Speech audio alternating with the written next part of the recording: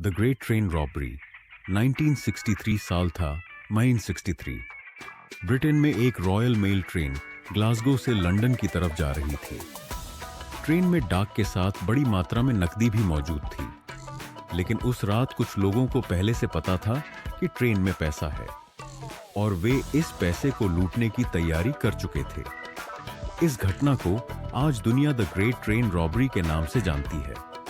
8 अगस्त 1963 की रात ट्रेन अपने रास्ते पर सामान्य तरीके से आगे बढ़ रही थी। ट्रेन के ड्राइवर थे जैक मिल्स। उन्हें बिल्कुल अंदाजा नहीं था कि कुछ ही समय बाद उनका सामना एक खतरनाक गैंग से होने वाला है। इस रॉबरी की योजना के पीछे मुख्य व्यक्ति था ब्रूस रेनल्ड्स। वह एक अनुभवी अपराधी था और उसने इस काम के लिए कई लोगों को अपने साथ जोड़ा था। गैंग ने काफी समय तक इस रॉबरी की तैयारी की। उनका लक्ष्य था ट्रेन में मौजूद लाखों पाउंड की नकदी। आखिरकार वह रात आ गई। रात करीब 3 बजे ट्रेन बकिंघमशायर के एक सुनसान इलाके से गुजर रही थी। अचानक ट्रेन रुक गई। ड्राइवर जैक मिल्स को समझ नहीं आया कि क्या हुआ है, लेकिन जल्द ही उन्हें पता चला कि ट्रेन को अपराधियों ने रोका था। गैंग ने ट्रेन पर कब्जा करने की कोशिश की और ड्राइवर को जबरन नीचे उतारा। इस दौरान जैक मिल्स पर हमला किया गया और उन्हें गंभीर चोट लगी। अब अपराधियों का लक्ष्य था वह डिब्बा जिसमें नकदी रखी गई थी। गैंग ने बड़ी मात्रा में पैसा अपने कब्जे में लिया। कुल चोरी की गई रकम लगभग 26 मिलियन डे थी। 1963 में यह रकम बहुत बड़ी थी। पैसा लेने के बाद गैंग वहां से निकल गई। उन्हें लगा कि उनकी योजना पूरी तरह सफल हो चुकी है, लेकिन अपराधियों ने एक बड़ी गलती कर दी थी। वे जिस फार्म हाउस में कुछ समय के लिए छिपे, वहां पुलिस को बाद में महत्वपूर्ण सुराग मिले। जांच शुरू होते ही स्कॉटलैंड यार्ड की टीम ने इलाके की तलाशी ली। गवाहों से पूछताछ की गई और फार्म हाउस से मिले फिंगरप्रिंट्स और दूसरे सबूतों ने पुलिस को अपराधियों तक पहुंचने में मदद की। अब पुलिस के पास कुछ नाम थे।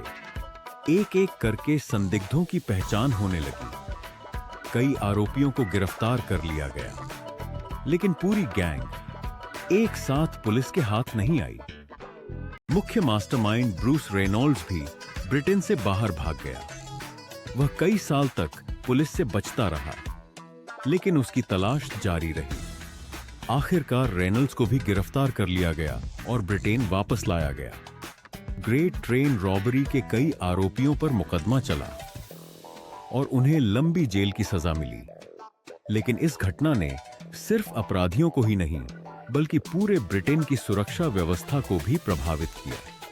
लोगों के मन में सवाल उठने लगे, इतनी बड़ी रकम को ट्रेन से इस तरह क्यों ले जाया जा रहा था? इतनी बड़ी रॉबरी को रोकने के लिए सुरक्षा व्यवस्था पर्याप्त क्यों नहीं थी? इस घटना के बाद रेलवे सिक्योरिटी और कैश ट्रांसपोर्टेशन को लेकर गंभीर चर्चा शुरू हुई। ग्रेट ट्रेन रॉबरी बाद में ब्रिटेन की क्रिमिनल हिस्ट्री का एक प्रसिद्ध हिस्सा बन गई।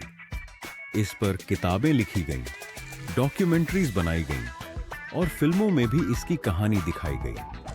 लेकिन असली घटना किसी फिल्म से कहीं ज्यादा गंभीर थी।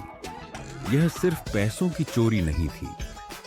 ड्राइवर जैक मिल्स पर हमला हुआ था और उन्हें गंभीर चोट लगी थी।